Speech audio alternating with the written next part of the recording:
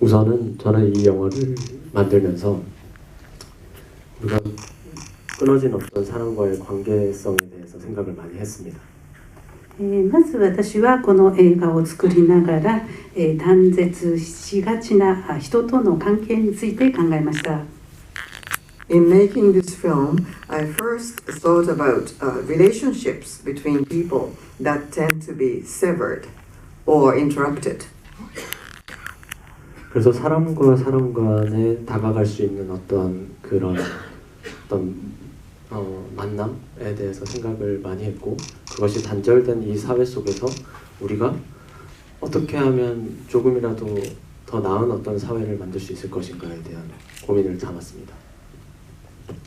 ですから人と人がより近づくように、どうしたら出会うことができるのかということをいろいろ考えましたし、この断絶した社会の中で、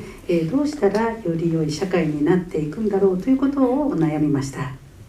So I thought about how a person and another person can become closer, how such an encounter is possible, and how we can close the social gaps that exist, how we can bring about a better society. 그래서 이 영화를 지금 다 보셨으니까 말씀드릴 수 있는 것은 이 영화를 보고 나왔을 때 관객들의 마음속에 민준이가 마음속에 꼭 살아있었으면 좋겠다는 마음을 담아서 영화를 만들었습니다. 皆さんにはすでにこの映画を見ていただいたのでもう言っても大丈夫ですが、映画を見て劇場を出た時に観客の皆さんの心の中に民順がそのまま生き続けていてほしいなという気持ちでこの映画を作りました。 Since you've already watched the film, I can say this now.